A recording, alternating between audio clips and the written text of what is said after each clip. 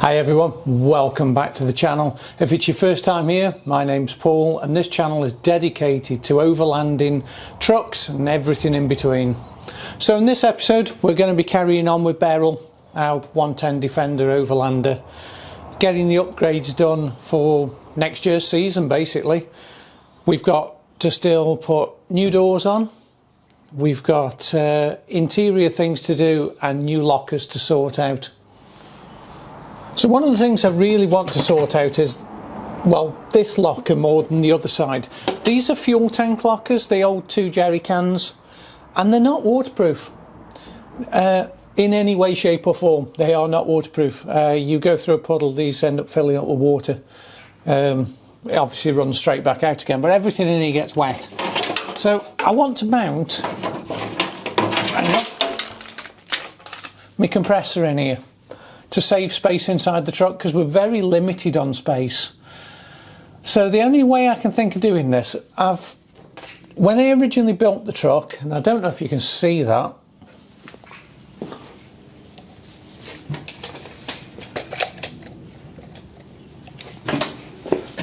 there you go, I brought the camera in a bit closer for you. When I built the truck there was no like splash guard on this back here, it was just open to the wheel arch, so everything off the wheel like mud and water and everything else would just spray straight in here. So I put these guards in, these splash guards, so basically I lined the back of the sill, not the sill, the wheel arch.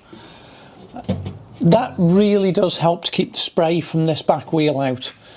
Then I put these aluminium plates in to help stop the water spraying in from this way because it comes up and over. It works to a degree. So I was thinking about this the other day. I can't make the door watertight because there's no seals on these doors. There's just nothing. There's just no way of doing it without changing the locker or putting a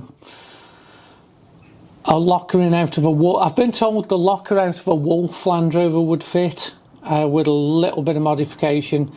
I just can't be bothered. I just want to make this one as watertight as I can. I've got jerry cans in the one on the other side. The water, there's one water, one fuel goes on the other side, and that's all that's going in there. And the jerry cans can get wet, I don't care, that's fine. But I want to mount my compressor in here, and I want to be able to carry me barbecue in here as well. So I thought about it, and I was looking at it and thought, if I take these plates off, so these are just screwed on, there's just a self-tapper there, self-tapper there, there's 4 self-tappers just hold these on, take them off and actually go and get some aluminium and basically build an aluminium box and then seam seal it, and that's about as good as it's going to get for being waterproof. But it does mean that what I want to do is actually mount this compressor not upside down, on its side there, up in the back, because it just happens to fit on these 2 rails. So I can actually just take the bolts out, put some what are they called, the thready things, and I can't think what they're called, riv nuts, that's what they're called. Put some riv nuts in. I haven't had enough coffee yet today, guys. So mount that in up there, so it's at the highest point. So we'd have to go through over 1 metre of water for this to get wet. It's far enough away from the door that any rain that comes in doesn't affect it, and it gets it out of the inside of the truck, and it secures it in one place. And plus that, I can run a power supply straight through to the battery that's under the seat. The switch is here, and my compressor will be built in then, which will be so much better. So all I've got to do is get some aluminium and some seam sealant for that. Not a big job, but a bit fiddly really, but that's one of the jobs. We'll definitely be doing that on this episode. So next job, one of the other jobs we need to do is change these door bottoms. Probably won't get to it in this episode. I think there's going to be a part 3 because they're going to need spraying and all the other stuff that goes along with that. But this driver's door is absolutely shot. Both of the doors have been welded up when I built the truck, but it's 180 quid for a new galvanised frame door bottom. So new doors, that's one of the other things. One of the jobs on the inside, now that the transmission works so well, is a slick shift. I'm going to order that today, so that will be in this episode, fitting one of them. That's going to make all the difference to the throw on the gear shift. Yeah, just show you how this door fits. It doesn't lock all the way, and I've adjusted it and adjusted it and adjusted it, and I just can't get it to lock. It's still not properly shut, that isn't. So that's properly shut. So this door's twisted. I know what's wrong with it. Back door. The back door, bit of a pain. It's starting to blister along the bottom. It's not the end of the world. I know what it is. It's corrosion between the aluminium and the steel frame. But custom built door. I don't know what I'm going to do about that. I'll probably end up taking the door off while I'm painting the other ones, repaint this one, and probably end up peeling the skin off. At least just ordering a new door skin and seeing if I can just reskin the bottom off. Should be able to, because the frame is actually good in this door. It's just a bit of corrosion, a bit of electrolytic action going on. There's another job, hang on. This side locker, I want to change it. It works really well. It's not bad, but to be honest, I made a crap job of building it. I didn't make it properly watertight. And it's like the side lockers, it leaks in through the door. So I want to redesign it. But the problem is, I seam sealed this on with body seaming mastic. It's going to be an absolute nightmare to get off. Luckily I didn't do it on the bottom. But this is bolted through to the inside. So that's an interior out job just to get to the 4 bolts to undo it. It's going to be a pain, but I want to make it a little bit deeper so that I can put a step in with an automotive seal so the door seals properly, and maybe make 2 doors. So it's got a top door and a bottom door, so the cooker and stuff can live down here, and if I can make it watertight, spares, stuff that we don't need to get to a lot in the top, but I really want to make 2 doors. So that's going to be a pain to do, but it's going to be a must to make a new locker, and it'll probably come out a little bit further. It'll come out the same distance as the side steps, but I'm going to put bigger mirrors on as well. I'm going to put the 11.5-inch arms on off a 130 to stand it all out, just to keep it in place. But yeah, that's got to come off and be rebuilt. And there's one other thing. This one is for Karen and making her life easier. She's the one who makes the bed every day. So she makes it, she puts it away. Not that I can't do it, she just does it. It's what she does. We have a routine when we're away. She does that, I do like coffee and all the other stuff. But she wants to make, we were at the caravan shop, actually picking up some pipe for the other truck, and we started having a look at the caravans that were there, and we were looking at pull-out beds, and they're basically exactly the same as what we've got now. These slats, but they pull out. And this is why I've got to put some of the spares in that locker outside, because my spares lived in this box down here, and now they're not going to be able to. She wants me to make this so that sits there. She can just grab a tab and just pull this out, and then in the morning just push it back into a box.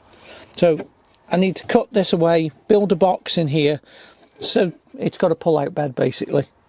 And I said yes, because it wasn't worth the argument to say no. So I'll redesign this seat to make a pull-out bed. So I don't know where I'm actually going to start. I think I'm going to start on the pull-out bed because it's probably the easiest. and I haven't got the stuff yet to do the other bits. I shall order parts today and probably have most of them by the weekend. Well, I won't have the doors, can't afford them yet.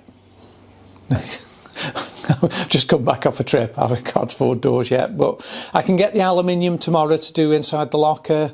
I can get the air compressor all fastened in, get that seam sealed, that's done. I can get the bed done, and she'll be a happy bunny if the bed's done, I tell you. So let's make a start on that. Okay, we're on shaky cam now, so I can show you a bit more of this. I'm not going to show you a lot of this, guys, because a lot of you won't find it that interesting, but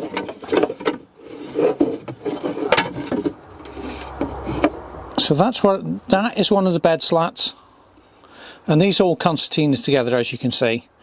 So I want that one to sit there and all these other ones to fall into a little box inside. Hang on, we've got a visitor. Budge up, you. Hello, Ted.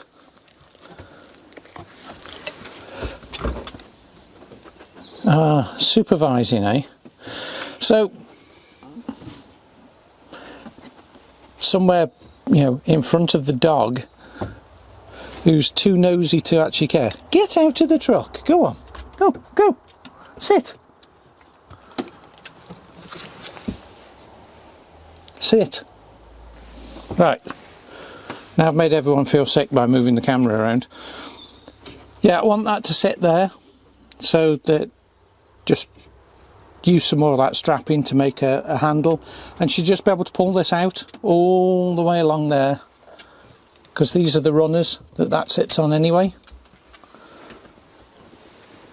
The dog's not helping, I know, but you get the idea of what I'm doing. So I'll crack on with this and I'll show you if it works, and if not, you'll see me rebuilding the entire seat that I've just cut up. Been working on this for about an hour. I've got it to that point. Obviously I've got to cut that door down to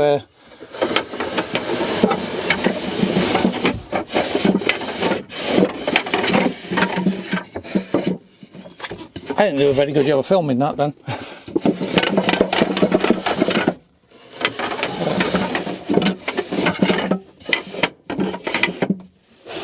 So I've got to build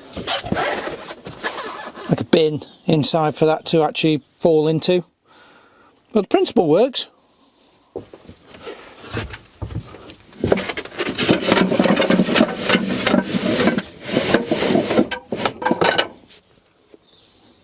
That's going to make a life a lot easier making the bed.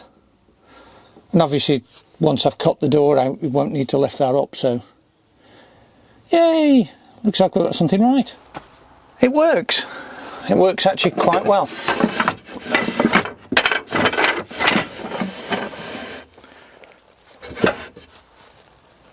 That's pretty good, that. Now the only problem I've got is with these catching. Well, I bought these brackets thinking I was hoping they'd be longer than that, so that I could bend them under, so that when this slid back it would actually hook on the underside here and here. But these are too short. I'll have to just go and get some longer ones, because that one wants to fall in, so it needs hooking on the underside, unless I can think of something better. At the moment that's the best I can come up with.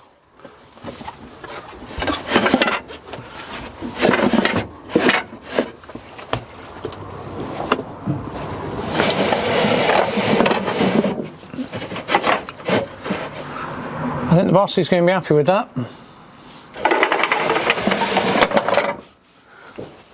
I'll show you what I've done on the inside.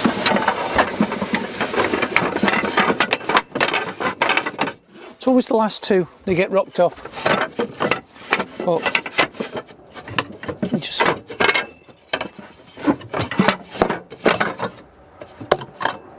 I don't want that last one to fall in. I want it to be hooked there, because otherwise, if you're using the chair to sit on, you've got nothing under the front leg. So that needs sorting. I shall sort that tomorrow. But on the inside, I've just built a box. Yeah. That support, because obviously I've cut this away, that now supports the seat.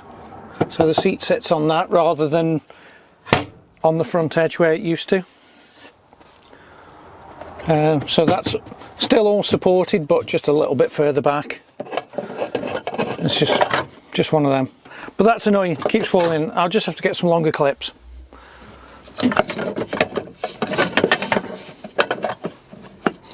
If it hooked there, that would be brilliant. Right, let's go and do that side locker. We'll worry about this tomorrow. I've made a start on this because it is the next day. I've taken out the aluminium pieces that were inside, and I've already found a use for one of them. I've been and got the aluminium. It was really good of the guys down at the aluminium place. They cut it for me as well. So I don't even have to mess around with that. I've just got to run a grinder up. One of them is slightly too big. Not down to them. This box doesn't appear to be square. By about a fraction, couple of mil.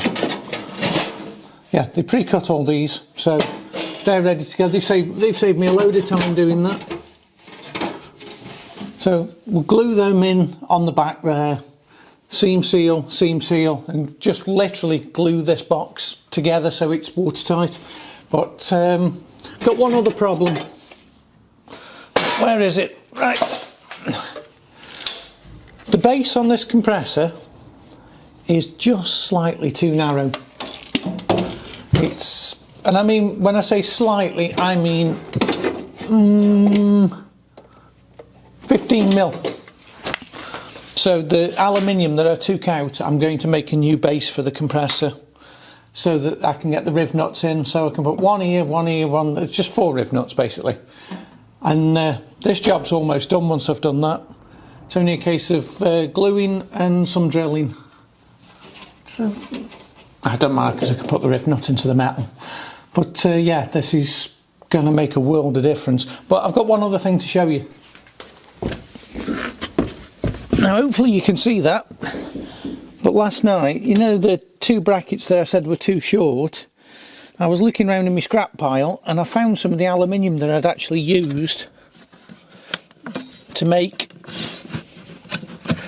the trim on the back of the truck here. But this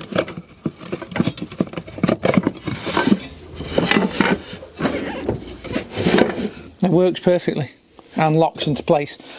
I may just loosen that off a little bit, it's a little bit tight, but it will stop it bouncing out.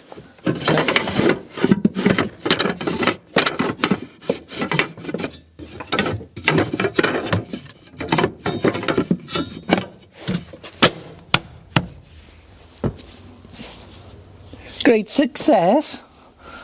So Karen just wants me to paint that one grey, and where I've done some other work on the inside, just paint that. Taken the base off the compressor, it's just 8 bolts, and made an aluminium one, just a bit bigger, so that I can line the bolt holes up. So the there's 4 centre holes to match the 4 centre holes on that, and then there's the outside ones. So that's going to work really well. Pity I couldn't use the original one, but this one's a touch lighter. It'll save an ounce thereabouts, but every bit matters. So I've got a spare tray for a T-Max T-Max air compressor. Right, put that in parts. Now I've put the 4 riv nuts in, just into the aluminium support, and I've had to put those into the steel as well. Those are the ones that are going to be holding the strongest. That one is not brilliant. I've had to have 4 goes at that because it's right in the corner here. I can't get my riv nut tool in to put that in properly, and it's still not 100% square. So I'll just be super careful with that one. But yeah, should work. It's got it. Let's put it that way. Once it's bolted in and it's all in place, it should be fine. So let's put the back piece of aluminium in first. Progressing along with this really nicely now. Oh, sorry, didn't mean to knock the camera. But I've got this all drilled and I'm just about to glue this one in. This can stay in. Oh, most of the bolt holes line up, that's good.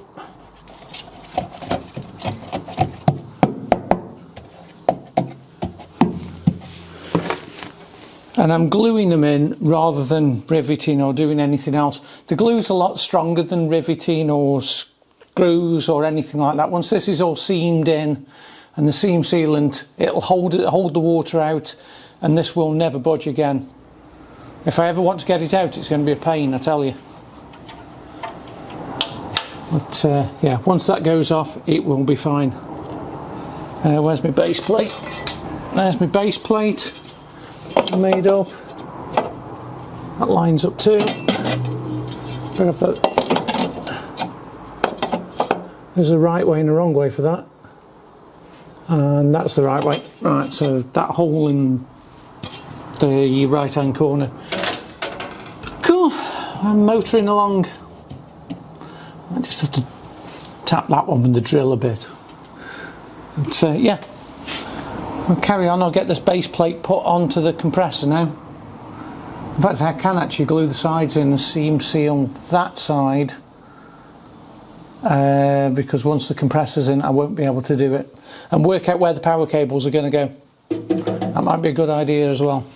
I'm really cracking on with this job now. That's in. I can't touch anything, that's the only problem, because this mastic is horrible. See, anyone who's worked with body seaming mastic knows it wants to cover you in it. Hence why I've got gloves on to actually work the camera. It gets everywhere. But that one's glued in.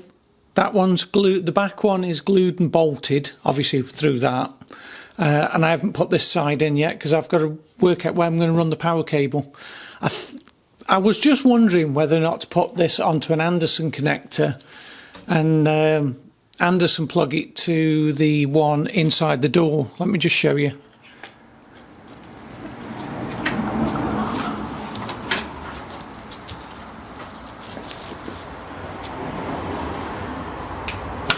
There's an Anderson plug right there, but that is for the jump leads if we ever need to jump start anything. So I think I am going to just hardwire it. So straight through here, into the bottom of the battery box, and straight to the crank battery, because you don't want to run it off your leisure battery, because these can draw up to 45 amps if they're working hard.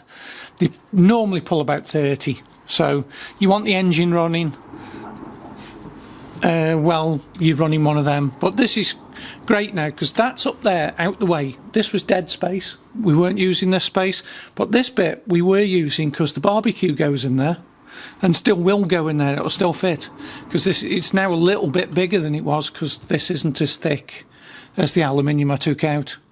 So that's great. Just got one more piece put in and some wiring.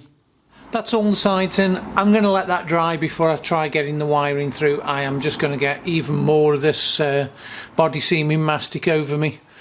But I'm just going to run it through into the battery compartment. So through into here, into the battery compartment. I can either bring it through this grommet I've got here. I don't think I can actually get into that one. But I've got another one here that's just somewhere out of sight that you can't really see. Get it into there and hardwire it in. It's had overnight to set, and this adhesive is brilliant. This stuff is absolutely rock solid now. So I've got the cable to put in. I'm going to have to chop these plugs off. I think I'm going to drill a hole there to feed it through to the battery. There's no going back once you do this.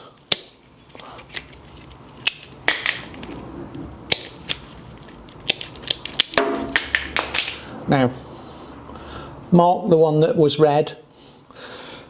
I've got two of these T-Max air compressors, and I wired the other one up the wrong way round.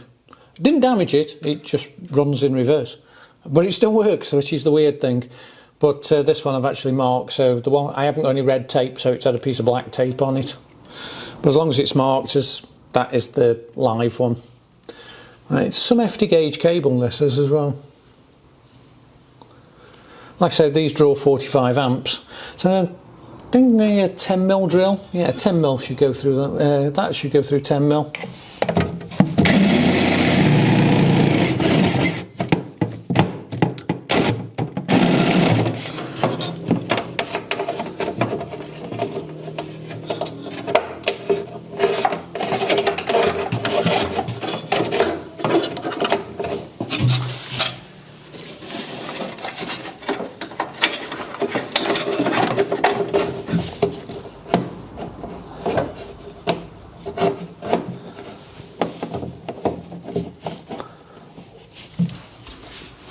Sweet.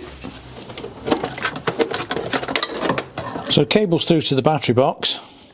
So all I've got to do is crimp these terminals on now and connect this up to the battery. I'm not going to shorten these, I'm just going to bundle. I've got enough room in this battery box to lose this cable, so in case I ever decide to take this out or something happens to it, I've got the actual full length cable. And I'd put an Anderson plug on this anyway, because I find it much more useful than the crocodile clips.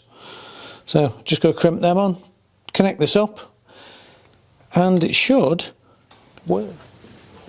That's them done. Connect them up now. Moment of truth. Have we got built-in air?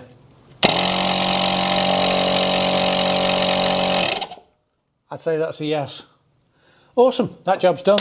Right, next job. That's cool, that is. That's going to save a lot of space inside the truck. And before anyone says anything, I am going to get a 50 amp fusible link to go on that. It's I haven't got one with me at the moment. I've only got to splice the wire and put it in. But yes, I will be putting a fuse in it. Quick look at this. Now it's all done. Everything's packed in there. I've got my Madcon barbecue or braai in there. Got my Kelly kettle. Got the hoses for inflating the tyres. I'll just do that again because I can now. The only thing I'm waiting for is the 50 amp switchable fuse to go in the battery box.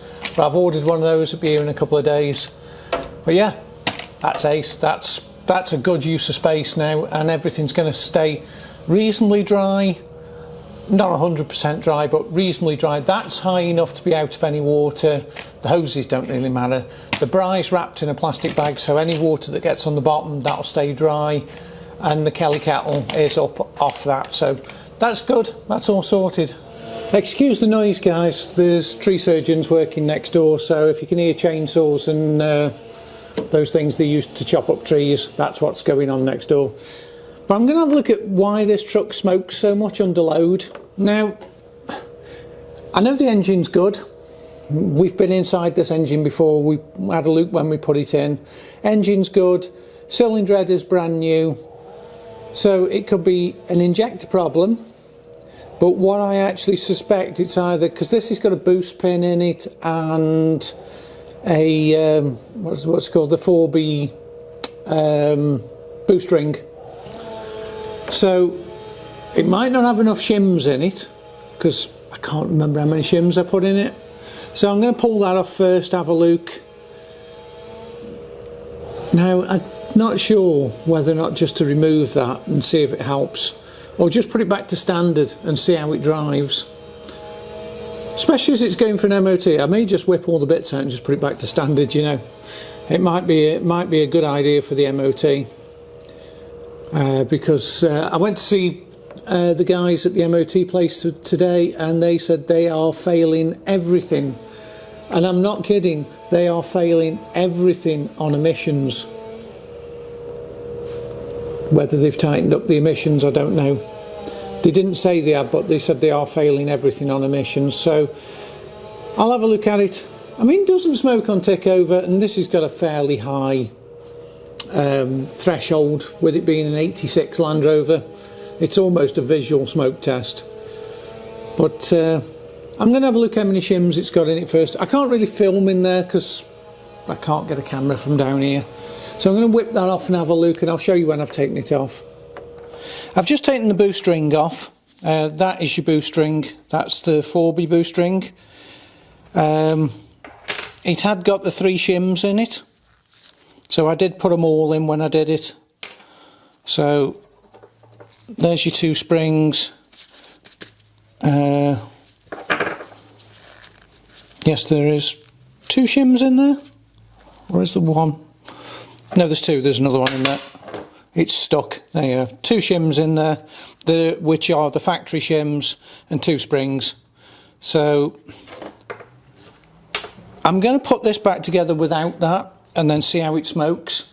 I want to eliminate all the things that could be causing it to smoke under load, because I've got a, what have I got on? I've got a Turner Engineering head, so it's got a bigger valve head, so it's gas flowed and all the other bits, which should be helping it to burn cleaner. I'm going to take this off, put it back together as standard, and I'm going to take the boost pin out, and then I'm going to see how it runs. And then once I've gone through the MOT, I can start adding them back. Let's see if this cures the excessive smoke. And I mean, guys, excessive isn't the word. I mean, it pours black smoke under load. Soon as it's under boost, it's overfueling. So I want to eliminate the variables. And this is something I've added on. And is this causing the problem? Does it need more shims in it? Does it need less shims in it? I don't know. But for now, I want to start from a base level. So put it all back to standard. See how it drives. If it drives crap, add one of them back. See how it works. So this is going back on as standard. Just to show you, if you're not familiar, God, this is awkward, guys. If you're not familiar with the piece I'm actually on about, there's your injector pump. That's the top of your pump. And that controls, yeah, will it focus? Maybe, yeah, there you go. That bit basically controls, it's almost like the timing. That's how I understand it. If I'm wrong, please tell me in the comments. But I've put that back to standard. So the next thing, I'm going to pull the boost pin out, and we're going to see how this runs when it goes for its MOT. And then at least we've got a baseline to work to. It would be nice to stop it smoking so badly under load. I've taken the boost pin out as well. I mean, it's a 5-second job to put it back in, but I want, like I just said, I want to set this engine back to 0. I want it all where it should be. I know it's got a gas flowed head on it. I know it's got a hybrid turbo on it as well, but I want to see what's causing the smoke. And if I can eliminate these and it still smokes, I know it's something else. And if this cures it, I'll just add them back in one at a time and see which one is causing it to smoke the worst. But as for now, let's put it back to standard and see what we've got. So I've got a standard boost pin here, and that'll go back in. Yeah, that might tweak it round a bit just so it increases the fuel a touch. I have loads of these. I've got loads of pins lying around. So we'll just leave them on the bench, because some of them may be going back in, or all of them may be going back in once we've got an MOT. Shh. I've had a problem with this engine for quite a while, and I've been thinking about it. Now, this is not the original 300 TDI that I put in this truck. This is the second 300 TDI that I've put in, and it's got the same problem. The alternator belt squeaks all the time. I've put a penny in behind it to try and stop it. That quieted it down. God, I can't speak today, guys. But it still squeaks. Now, what are the odds of having 2 engines where the alternator belt squeaks? Are probably quite slim. So I was thinking about this. There is a factor that links these two things together. It's the same tensioner. I took this tensioner off the other engine because the one that was on this looked really worn, and in hindsight I probably should have left it on, because I think it's the tensioner. Whether it's not quite straight or something like that, you never know. They're aftermarket parts, aren't they? But that is the one thing that marries these two engines together. I swapped the tensioner over. So I'm thinking I'm going to get another tensioner, because it's actually wearing the belt as well. You can actually see where it's wearing the belt. So I'm going to go on the interwebs and order a new tensioner and a new belt, I think. It's the only thing it can be. It can't be two, you know, two engines that are doing it, but the one thing that is the same is the tensioner, so I'm going to swap that out. It's a, you know, it's a 5-minute job and it's one bolt, but I think it's worth doing. They're about, I think they're about 50 quid with a new belt, so it's only money. We just keep chucking it at it till everything's fixed. Parts have arrived. I only ordered this yesterday. Synchro boxes, or Synchro as they now seem to refer to themselves as. I ordered this yesterday morning and it's now 10 o'clock the next morning and it's here. That's really good. But this is the slick shift. Oh, get a sticker. Another sticker for the back of the truck. There's not much in the kit really. You get a new nylon bush. You get the longer lever that shortens your gear throw and a spacer. And some longer bolts to put it in. Put it on with. There you go. Right, correct words. But yeah, I'm going to chuck this on. I'm not going to do a full fitting video on this, guys. Synchro have got their own fitting video and I've just watched it and it's like, well, I'm not rehashing the same thing over and over again. If you're buying one of these, just go to their video. It's great. It's literally, it's 4 bolts and a spacer. It's not that hard. There's hopefully that's going to make a difference to how long the throw is on my gearbox or gear shift thing. Yeah, that. This should really be like a 5-10 minute job. I say I'm not going to film a full fitting video on it. It's very awkward to film on your own as well, being in here. I said just go and look at Synchro's video they've got on YouTube. It's pretty good actually.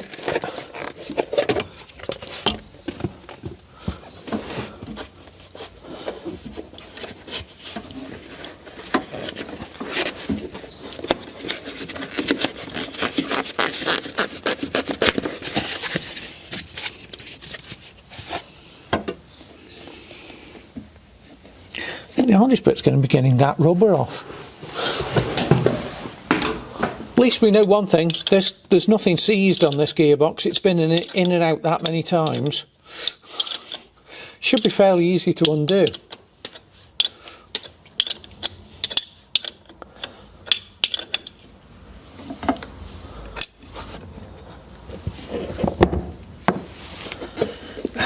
Got the joy of trying to get that rubber off.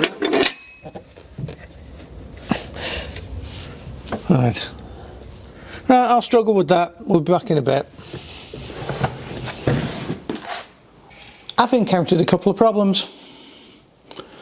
Not taking it apart or anything like that, but this, I don't know what you call it, the bit the gear stick goes in anyway, that bit.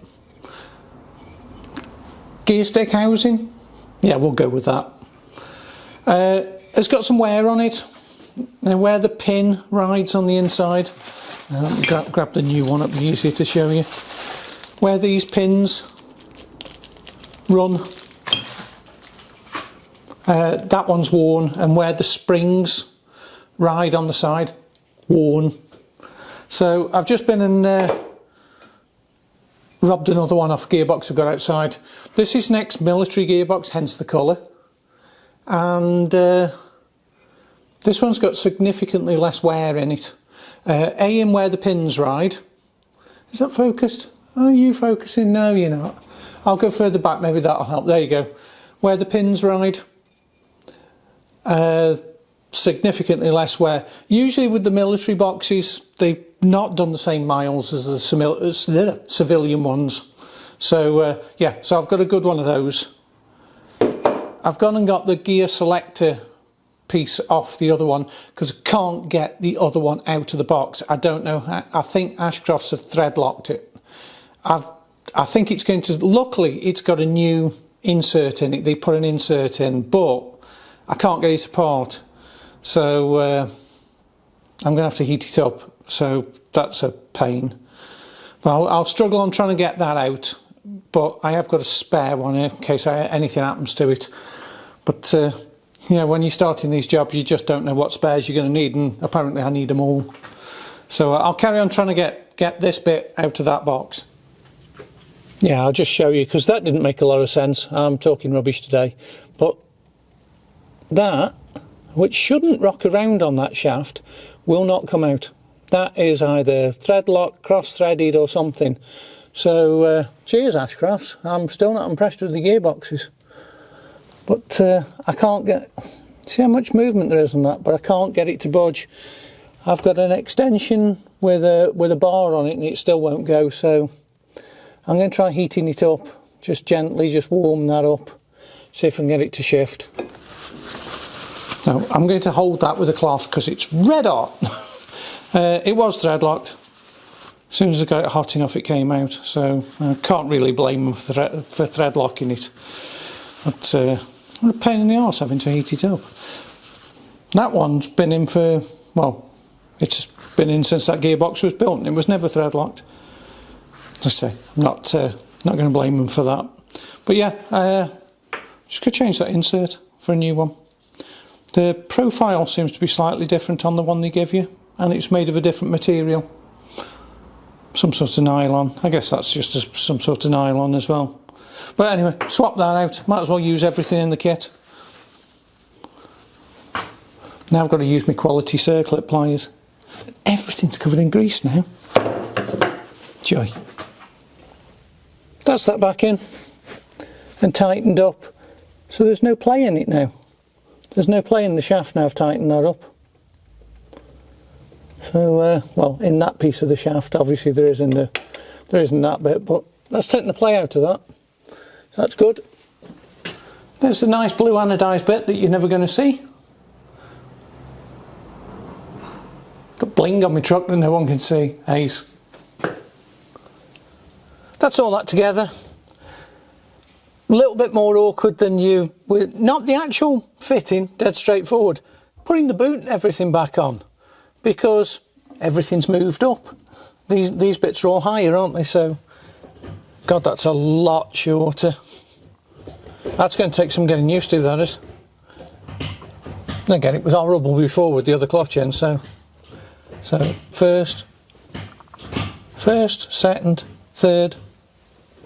Yeah, okay, what's it? Fifth. God, that's so short. Reverse. Yeah, so the other thing is I've had to cut my boot to slide it further down, because obviously the stick's not much longer, but a bit longer. And my boot didn't fit because it wouldn't go on here. But yeah, that's going to be ace.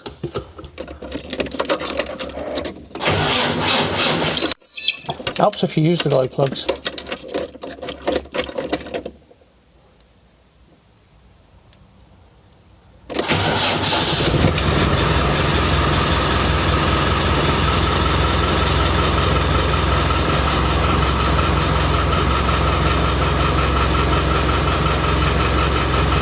Wow. Find reverse. Yep, that's reverse. Yep. First, second, third, fourth, fifth. Fourth isn't where I expected it to be. There. Yeah. That just needs to wear in a bit. Awesome. Another job done. Another day, another parts delivery. New tensioner, new belt.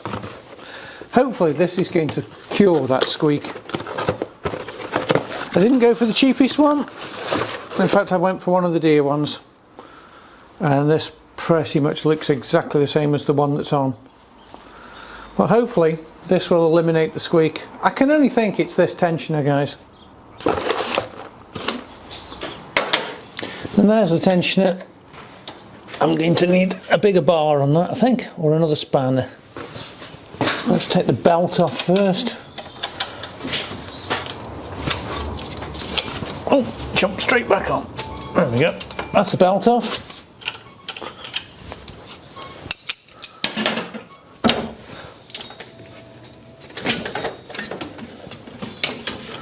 That's that away.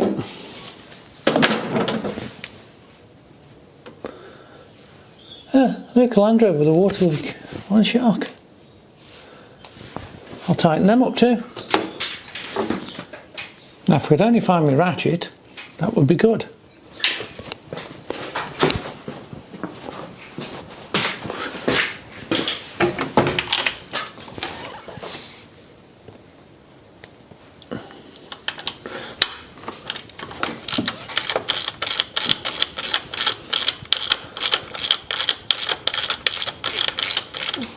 Watch this be exactly the same tensioner.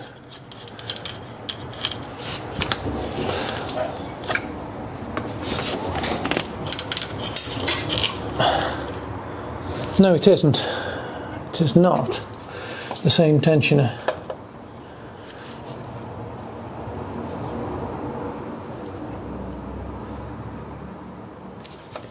So I'm just looking at the date on the back and it says 80. Can't be 1980, can it? That's got a bit of play in it.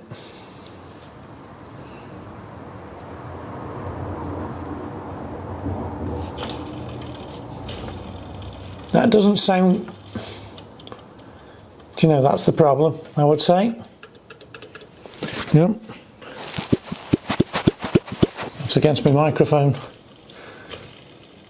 Oh well, better swapped.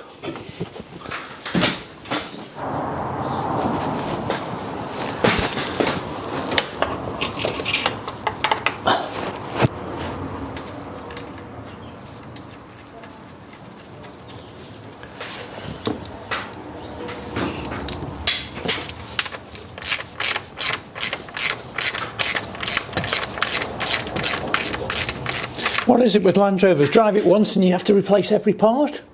That'll do. Right, put the new belt on. This isn't the new belt.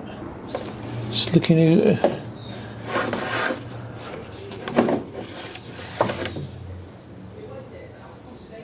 That's a Dayco belt as well, so it's the same belt.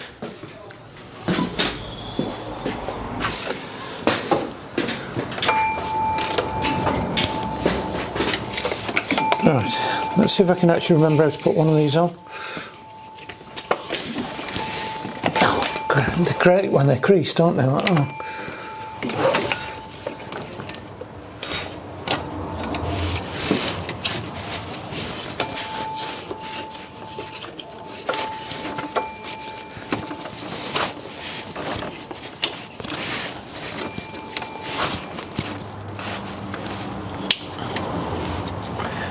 That's actually twisting upside down.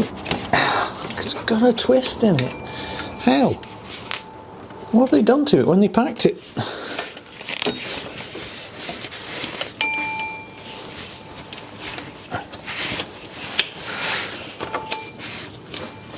Right.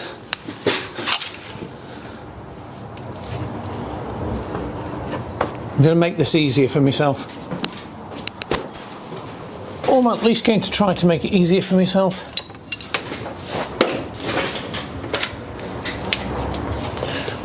And do that with the bar. That was stupid, wasn't it? Spot the deliberate mistake. Let's have that the other side of the bar.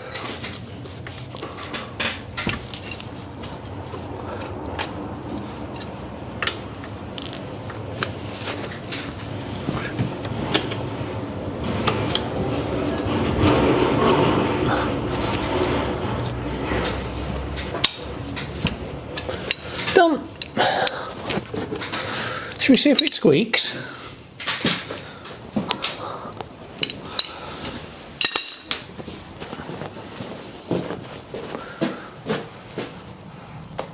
Right, I'm going to leave you there. You can, well, you probably won't hear it squeaking because I'll be inside the truck. And I've got the microphone.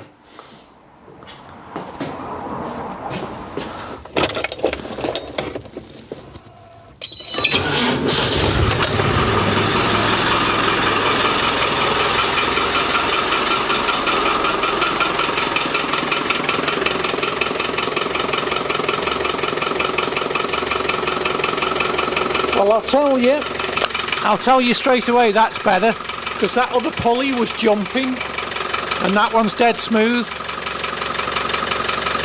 and it doesn't squeak. So that's got a new water pump, a new tensioner, a new power steering pump. The only thing it could do with is a new idler bearing in that pulley.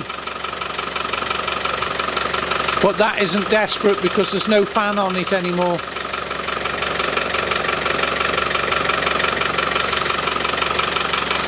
That's much better because literally that other pulley was jumping up and down, so that was the problem. Cool, job done. I think this video is probably getting quite lengthy now, so I'm going to finish on a high. We've cured the squeaking, so that's a plus. So there is going to be another episode like I thought, so a part 3, where we're going to be probably working on the doors and having a look if we've cured the smoking problem. So I'm going to take this for an MOT and see if it passes. So if you've enjoyed this, guys, give me a thumbs up. Make sure to leave a comment below. If it's your first time here, definitely subscribe, and I will see you on the next one.